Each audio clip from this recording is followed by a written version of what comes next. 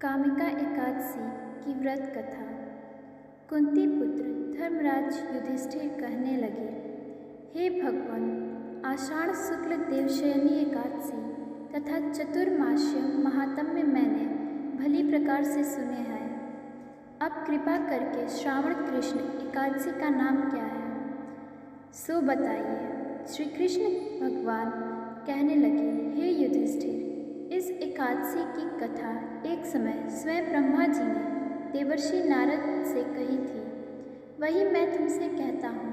नारद जी ने ब्रह्मा जी से पूछा था कि हे पितामह, श्रावण मास के कृष्ण पक्ष की एकादशी की कथा सुनने की मेरी इच्छा है। उसका क्या नाम है, क्या विधि है और उसका महात्म्य क्या है, सो कृपा करके कहिए। नारद जी के ये वचन सुनकर ब्रह्मा जी ने कहा, हे नारद, तीनों लोगों के हित के लिए तुमने बहुत सुंदर प्रश्न किया है। श्रावण मास की कृष्ण एकादशी का नाम कामिका है। उसके सुनने मात्र से वाजपेय यज्ञ का फल मिलता है। इस दिन शंख चक्र गदाधारी विष्णु भगवान का पूजन होता है, जिनके नाम श्रीधर, हरि, विष्णु, माधव, मधुसूदन हैं। उनके पूजा करने से जो फल मिलता है सो सुनो। जो फल गंगा, काशी, नमशारण्य और पुष्कर स्नान से मिलता है, वह विष्णु भगवान के पूजन से मिलता है।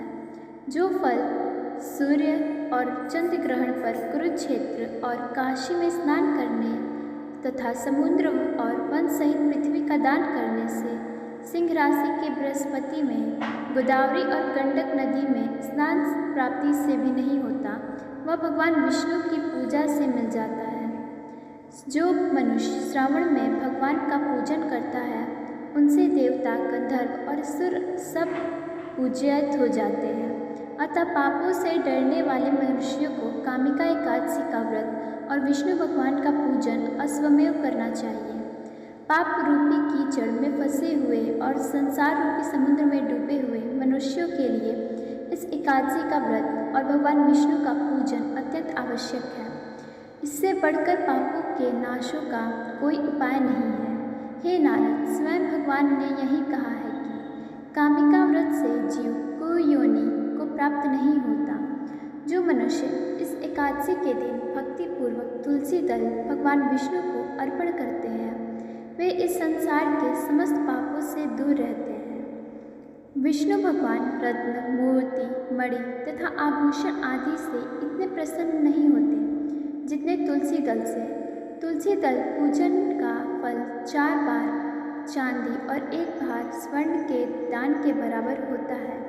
हे नारद, मैं स्वयं भगवान की अति प्रिय तुलसी को सदैव नमस्कार करता हूँ। तुलसी के पौधे को सींचने से मनुष्य के सब यातनाएं नष्ट हो जाती हैं। दर्शन मात्र से सब पाप नष्ट हो जाते हैं और स्पर्श से मनुष्य पवित्र हो जाता है। कामिका एकादशी की रात्रि को दीपदान तथा जागरण के फल का महात्म्य चित्रगुप्त भी नहीं कह सकते। जो इस एकादशी की रात्रि को भगवान के मंदिर में दीपक जलाते हैं, उनके पितर स्वर्ग लोक में अमृत पान करते हैं तथा जो घी या तेल का दीपक जलाते हैं, वे 100 करोड़ दीपकों से प्रकाशित होकर सूर्य लोक में जाते हैं। ब्रह्मा जी कहते हैं कि हे नारद, ब्रह्म हत्या तथा भ्रूण हत्या आदि पापों को कष्ट नष्ट करने वाली इस कामिका एकादशी का व्रत मनुष्य को यत्न के साथ करना चाहिए। कामिका एकादशी का व्रत का महात्म्य श्रद्धा से सुनने और पढ़ने वाले सभी मनुष्यों को सभी पाप से मुक्त होकर विष्णु लोक को जाते हैं। धन्यवाद।